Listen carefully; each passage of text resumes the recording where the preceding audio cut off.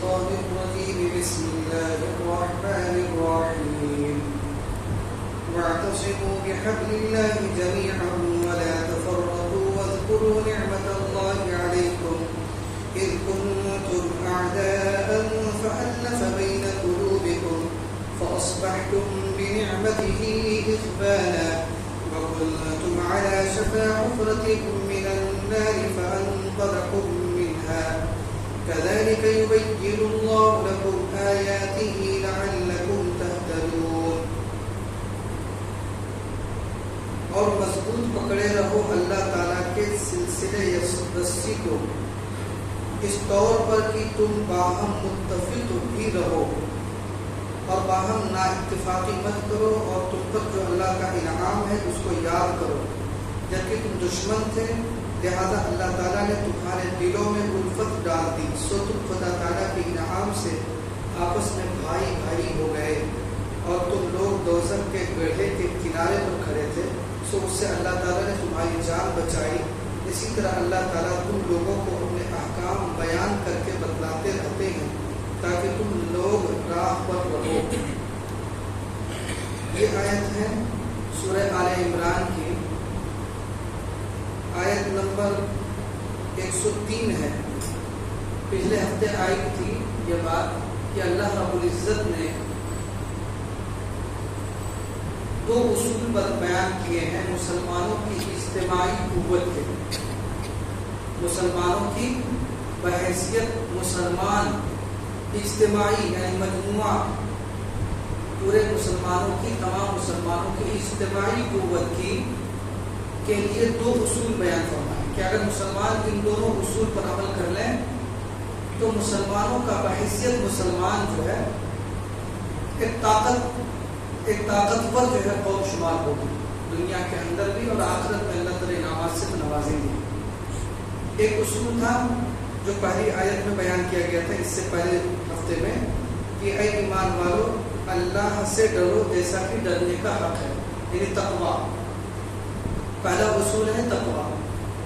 اور دوسرا اصول اس کے اندر بیان کیا کہ مضبوط ہونے کا دوسرا اصول یہ ہے کہ اللہ کی رسی کو مضبوطی سے پکڑ لو اور باہم متفق ہو جاؤ اور باہم اختلاف مت کرو. اللہ کے رسی کو حبل اللہ کہا ہے. حبل اللہ سے مراد جو ہے حضرت ابن عباس رضی اللہ تعالیٰ عنہ کے بقول یہ کتاب اللہ ہے یعنی قرآن مجید ہے اللہ کی رسی. اور اسی کو خلاصے کے طور پر آپ کہہ سکتے ہیں کہ پورا دین اسلام کا جو نظام زندگی ہے وہ سب کے سب اللہ کی رسی ہے مضبوط رسی ہے. یہی ایک اسلام دین ہے جو ایک طرف تو اللہ کی ذات سے نکلا ہے اس لیے اس کا تعلق اللہ کی ذات سے ہے اور دوسری جانب مسلمانوں سے جڑا ہوا ہے. تو یہ گویا کہ ایک رسی ہے جو کہ اللہ کی ذات سے نکل کر ایک بندے تک پہنچی ہوئی ہے جو بندہ بھی اس کو پکڑ کر رکھتا ہے.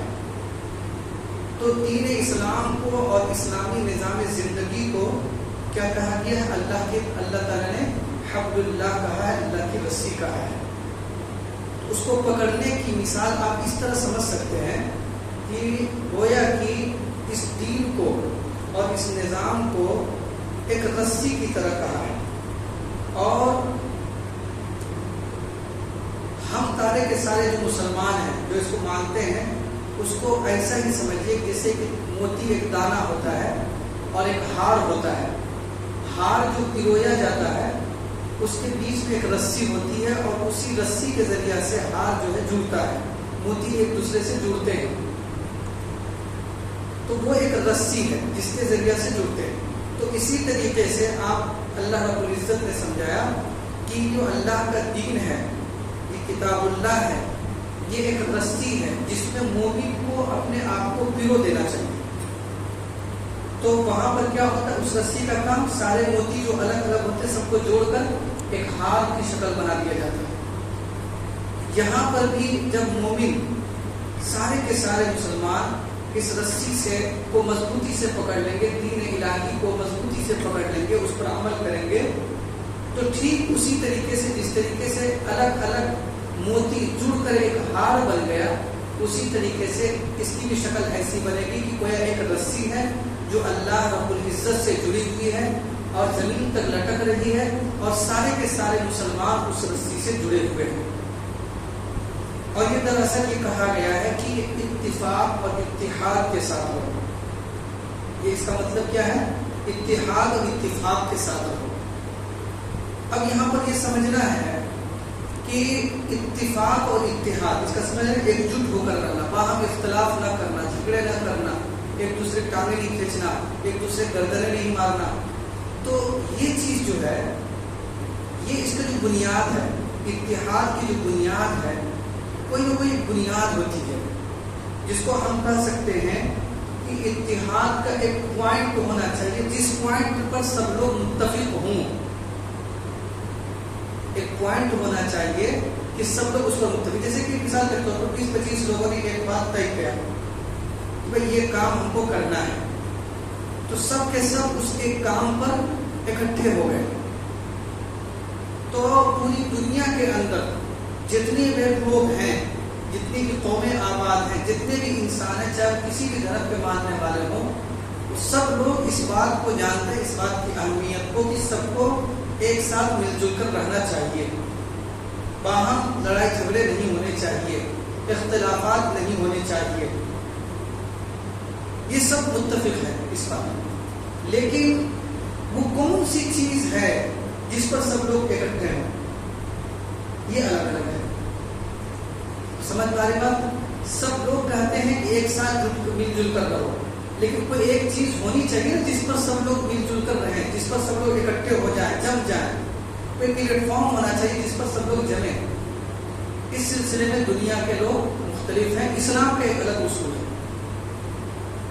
دنیا کا رول جو چلا آ رہا ہے اور چلتا رہا ہے اور ابھی بھی چل رہا ہے وہ یہ ہے کہ بہت سارے لوگ اکٹھا ہونے کی دعوت دیتے ہیں اور مرکز اتحاد یعنی وہ پوائنٹ جس پر اکٹھا ہونے کے لیے کہتے ہیں، بہت سارے لوگ اس کو جو ہے نسل قرار دیتے ہیں کہ نسل کی بنیاد پر ہم لوگ اکٹھے ہوں.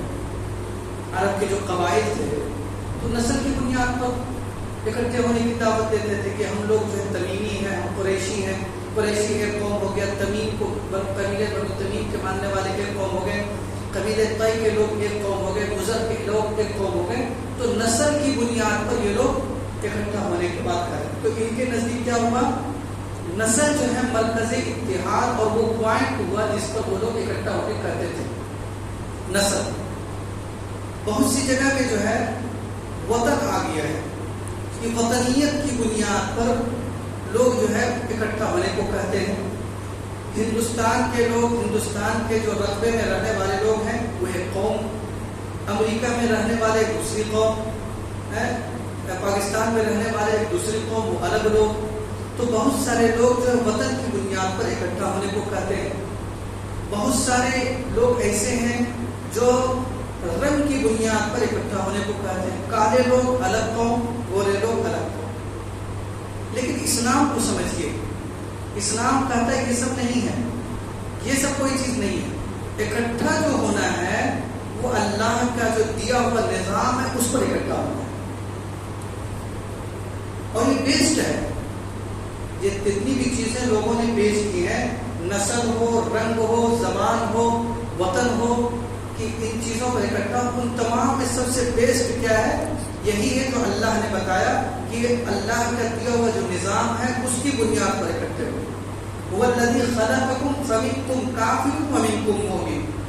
اس نے تم کو پیدا کیا اور دو ہی گروہ ہے، تم میں سے کچھ لوگ کافر ہیں، کچھ لوگ مومن ہیں. بس دو گروہ، دو ہی گروہ بتائے. جو لوگ اس حبل اللہ کی رسی کو تھام لیا فهو مؤمن، وہ مومن ہو گیا. اور جس نے اللہ کی رسی کو، اللہ کے نظام کو نہیں تھاما وہ کافر ہو گیا. تو اللہ کا نظام اللہ نے جو کیا بتایا وہ کیا ہے کہ دین اسلام پر سارے کے سارے لوگوں کو اکٹھا ہونا ہے.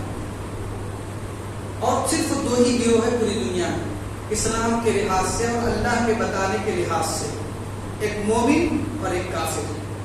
اور یہ بیسڈ اس وجہ سے ہے کہ اگر آپ نسل کی بنیاد پر کسی کو، دنیا والوں کو دعوت دیتے ہیں کہ آئیے نسل کی بنیاد پر ہم لوگ اکٹھے ہوں تو سارے لوگ آئیں گے نہیں. تو زیادہ سے زیادہ ایک نسل کے لوگ 1 کروڑ ہوں گے, بہت زیادہ ہوں گے تو 1 کروڑ ہوں گے.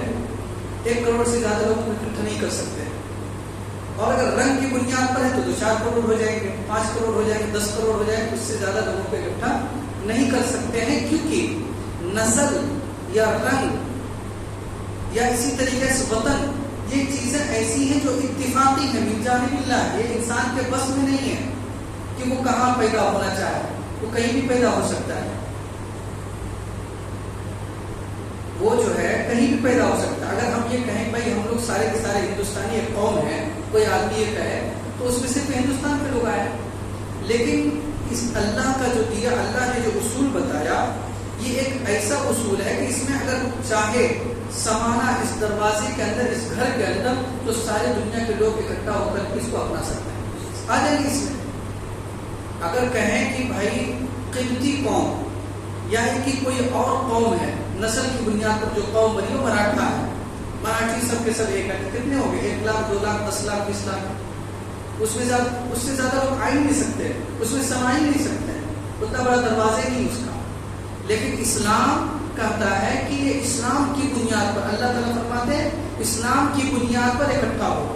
تو جو لوگ بھی اس کو اپنائیں وہ سب کے سب ایک جماعت ہے.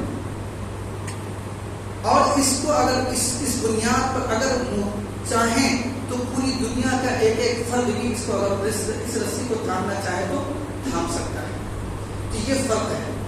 تو اللہ رب العزت, خلاصہ یہی ہے کہ اللہ رب العزت نے ایک تو یہ کہا کہ اللہ کے لائے ہوئے ہم نے جو دین بھیجا ہے اس کو مضبوطی سے پکڑ لو اور اس پر مضبوطی سے عمل کرو, ایک جٹ ہو کر. ہر شخص, جب ہر شخص دین اسلام پر ہی عمل کرے گا تو نتیجہ کیا نکلے گا؟ رزلٹ متحد ہو گئے.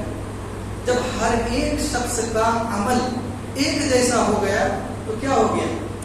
متفق ہو گئے, متحد ہو گئے, سب اتحاد آ گیا, یکتائی آ گئی. تو اللہ رب العزت نے جو دیا اصول وہ یہی کہ اتحاد کا شور مچانے سے نہیں آ سکتا, بلکہ جو مرکزی اتحاد ہے اس کو اپنا لیجیے, جو پوائنٹ ہے اس کو اپنا لیجیے, خود بخود اتحاد ہو جائے. تو پہلا اصول اللہ سے ڈریے. مسلمانوں کی قوت کا پہلا اصول اللہ سے ڈریے, جو پہلی آیت میں بیان کیا. دوسرا اصول دیا اس آیت میں کہ باہم یکجٹ ہو جائیے, سب لوگ متحد اور متفق ہو کر ایک پلیٹ فارم پر, اور وہ پلیٹ فارم کون سا ہوگا؟ دین اسلام کا پلیٹ فارم. اس پلیٹ فارم پر آ جائیے اور اللہ کے جو دیے ہوئے قوانین اس پر عمل کیجیے. قوت ہی قوت ہے, چیلنج کر سکتے ہیں, کیا ہے, آزمایا ہوا ہے. اسلام جو ہے وطنیت کی بنیاد پر یہ نہیں کہتا کہ وہ الگ قوم ہے, فلاں ملک کا رہنے والا ہے تو وہ الگ قوم ہے, ہمارے ملک کا رہنے والا تو الگ قوم ہے, یہ نہیں کہتا. دنیا میں جہاں کہیں بھی بسنے والے ہیں وہ اللہ کے دین کو ماننے والے ہیں, تو سب ایک قوم ہے. یہ اسلام کا اصول ہے. اور یہ ایسا ہی تھا جب خلافت کا زمانہ تھا, تو خلافت جو قائم تھی تو آج جو ہے 20-50 ملک جو ہے اس میں سما جائیں گے جتنے میں خلافت قائم تھی, اور وہ سب کے سب ایک بادشاہ کے تحت, ایک حکمراں کے تحت چلتے تھے. تو اسلام کا جو مزاج ہے اور روح ہے وہ یہی ہے کہ ساری دنیا کے اندر بسنے والے جتنے بھی لوگ ہیں ان میں سے جو اللہ کو ماننے والے ہیں وہ سب کے سب ایک ہیں, اور جو اللہ سے بغاوت کرنے والے ہیں وہ سب الگ ہیں. تو اسلام جو بنیاد دیتا ہے وہ اتحاد اتفاق کی, وہ مرکز اتحاد, وہ دین ہے. اور اسلامی اس جو نظام زندگی اللہ کے رسول کے واسطے سے ہم تک پہنچا ہے وہ ہے. اور مضبوط پکڑے رہو اللہ تعالیٰ کے سلسلے کو, رسی کو, اس طور پر کہ تم باہم متفق بھی رہو اور باہم نا اتفاقی مت کرو. اور تم پر جو اللہ تعالیٰ کا انعام ہوا ہے اس کو یاد کرو. کب کا؟ جبکہ تم دشمن تھے لیکن اللہ رب العزت نے تمہارے دلوں میں الفت ڈالی. یہ دراصل کہا جا رہا ہے ان لوگوں سے جو مسلمان ہوئے تھے اللہ کے رسول کے زمانے میں, خاص طور پر اوس و خزرج, چونکہ یہ آیت نازل ہوئی مدینہ میں. تو جیسے پیچھے بات آئی بھی تھی کہ ایک معاملہ ہو گیا تھا جس کے نتیجے میں یہودیوں نے مسلمانوں میں پھوٹ ڈالنے کی کوشش کی. مسلمان آمادہ بھی ہو رہے تھے, پھوٹ پڑ بھی رہا تھا ان میں. تو تو اللہ کے رسول نے آ کر سمجھایا یہ آیتیں نازل ہوئی جن میں اللہ رب العزت نے سمجھایا ہے. تو دراصل یہ اللہ رب العزت نے اس میں ایک انعام کا شمار کرا ہے. وہ انعام کیا ہے؟ وہ اس زمانے کے جو مسلمان تھے ان لوگوں کو شکر بتایا کہ اللہ رب العزت نے جو ایک انعام کیا اس کو یاد کرو. کہاں یہ بات تھی کہ تم اوس اور خزرج جو کہ انصار کا قبیلہ تھا اسلام سے پہلے، اوس اور خزرج جو کہ مسلمان ہو گئے تھے سارے کے سارے، ایک زمانہ تھا کہ ایک دوسرے کو خون کے پیاسے رہتے تھے. کبھی وہ اس پر چڑھائی کرتا تھا، وہ کبھی اس پر چڑھائی کرتا تھا، اشعار بازی ہوتی تھی، وہ اس کے خلاف شعر کر رہا، وہ اس کے خلاف شعر کر رہا، سب کچھ ہوتا تھا جو ہوتا ہے دشمنی میں. لیکن جیسے دین آیا وہ سب کے سب ایک جٹ ہو گئے، اور ایسے ایک جٹ ہو گئے کہ سب بالکل بھائی بھائی. اور سب دونوں نے مل کر مہاجرین کی کیسی مدد کی کہ وہ سب کچھ جو ہے اپنا ان کا آدھا حصہ لگانے کے لیے تیار ہو گئے. تو اللہ رب العزت نے اچھا یہ جو آیت نازل ہوئی اسلام مدینہ میں پہنچنے کے 4-5 سال کے بعد ہی ہوئی. تو ان کو یہ بالکل مکمل احساس تھا کہ جسٹ ابھی اسلام کے آنے سے پہلے ہم لوگ کیسے ایک دوسرے کے گریبان پکڑے ہوئے تھے، اور جیسے اسلام آیا تو ہم لوگ ایک دوسرے کے جو ہے گلے لگ گئے. تو اللہ رب العزت نے کہا کہ یاد کرو کس طریقے سے اللہ رب العزت نے جو تمہارے اندر جو پھوٹ تھا اس کو ختم کر کے دلوں کو جوڑ دیا، اس نعمت کو یاد کرو. تم پر جو اللہ تعالیٰ کا انعام ہے اس کو یاد کرو. جبکہ تم دشمن تھے آپس میں، پھر اللہ رب العزت نے تمہارے دلوں میں محبت ڈال دی، سو تم خدا تعالیٰ کے انعام کی وجہ سے آپس میں بھائی بھائی ہو گئے. بھائی ایسے ہو گئے اللہ تعالیٰ نے خود کا بھائی بھائی ہو گئے. اللہ تعالیٰ نے خود گواہی دے دی کہ وہ لوگ آپس میں بھائی بھائی ہو گئے. اب کتنی زیادہ محبت ہوگی آپس میں کہ اللہ رب العزت خود گواہی دے رہے ہیں. وَكُنْتُمْ عَلَى شَفَا حُفْرَةٍ مِّنَ النَّارِ، اور تم لوگ دوزخ کے گڑھے کے کنارے کھڑے تھے، اللہ رب العزت نے تمہیں بچا دیا. اس وقت جو ہے اللہ رب العزت پوری دنیا کی وہی حالت تھی کہ وہ بالکل دوزخ کے گڑھے کے کنارے تھے.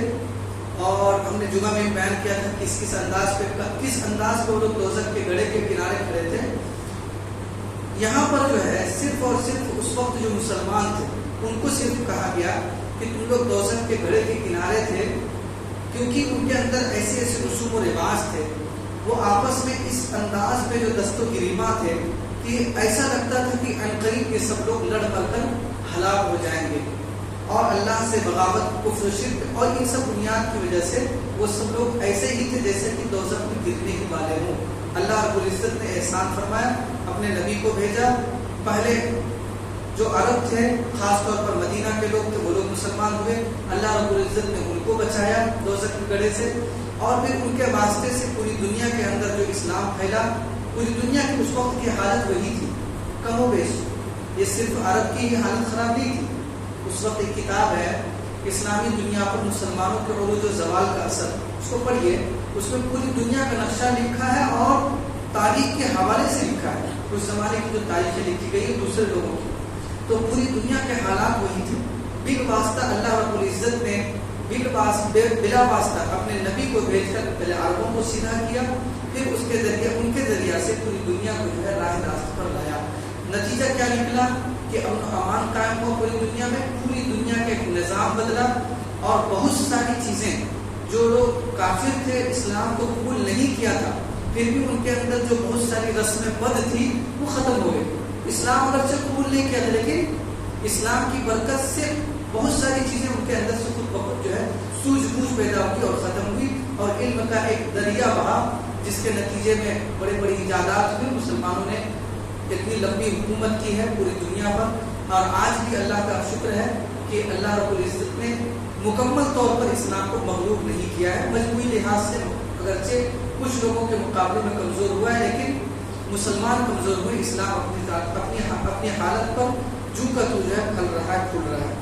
وَلْتَكُن مِّنكُمْ أُمَّةٌ يَدْعُونَ إِلَى الْخَيْرِ وَيَأْمُرُونَ بِالْمَعْرُوفِ وَيَنْهَوْنَ عَنِ الْمُنكَرِ وَأُولَٰئِكَ هُمُ الْمُفْلِحُونَ. یہاں اللہ رب العزت فرماتے ہیں کہ تم میں ایک ایسی جماعت ہونا ضروری ہے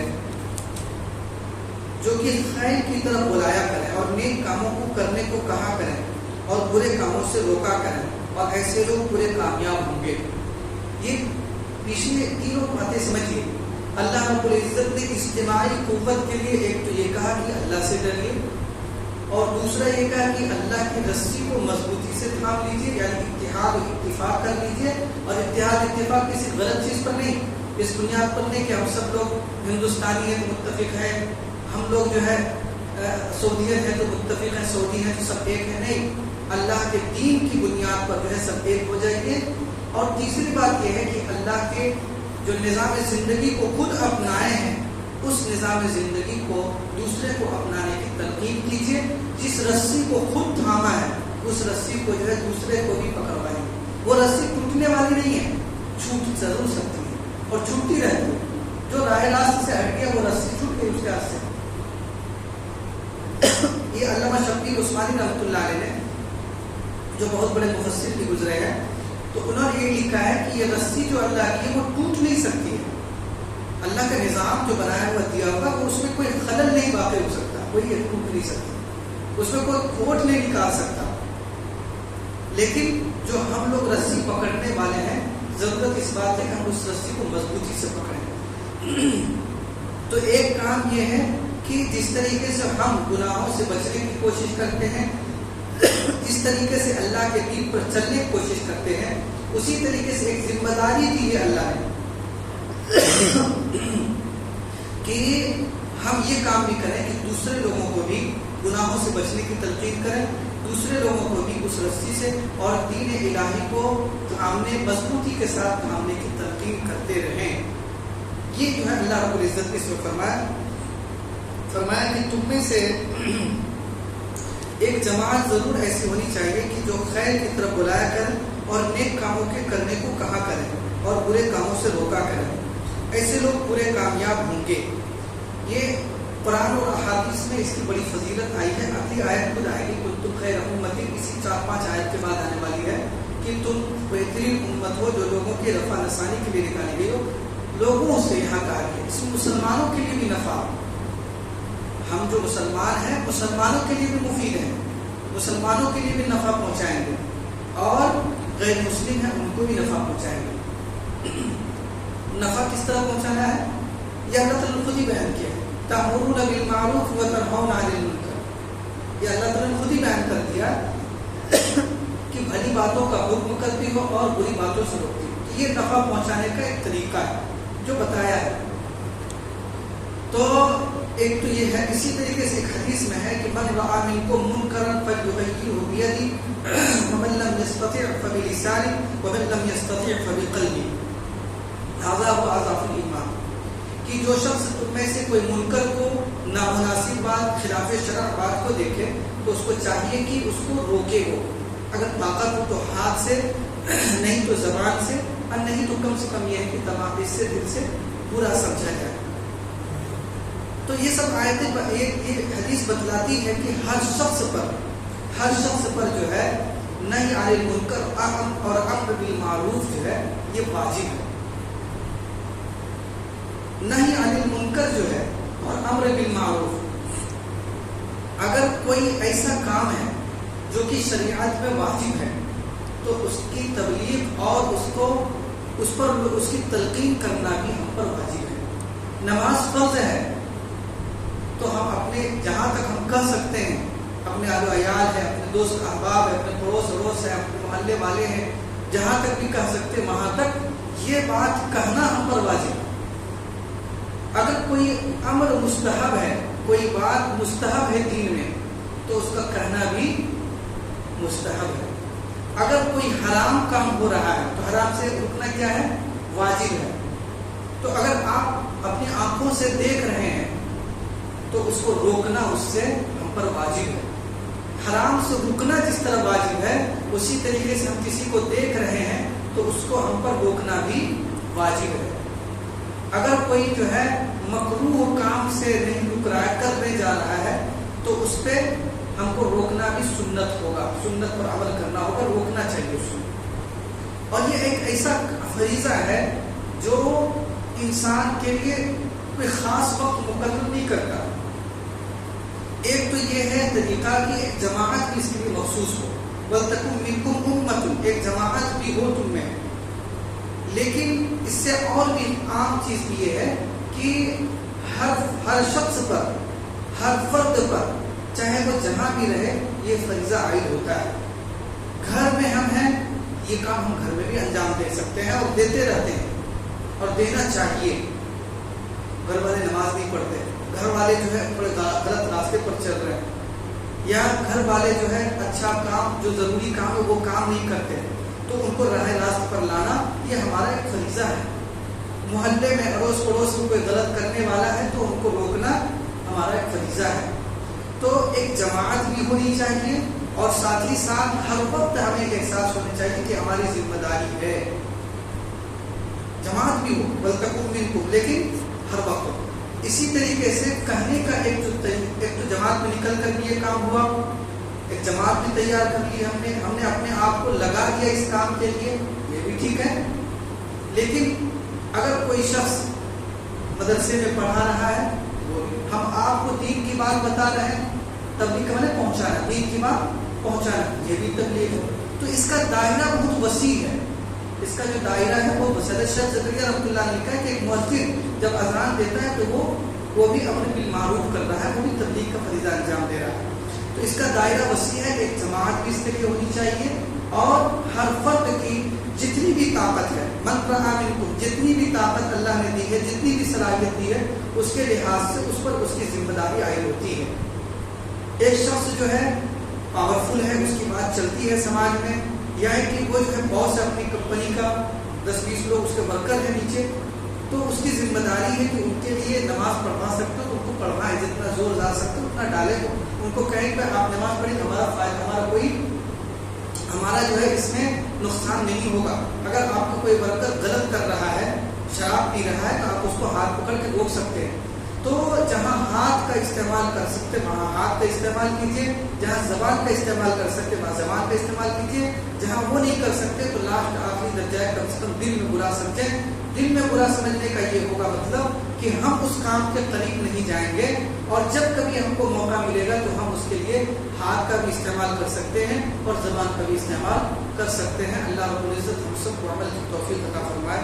سبحان اللہ و بحمدہ، سبحانک اللہم و بحمدک، نشهد ان لا اله الا انت، نستغفرك ونتوب اليك. سبحان ربك رب العزة عما يصفون وسلام على المرسلين والحمد لله رب العالمين.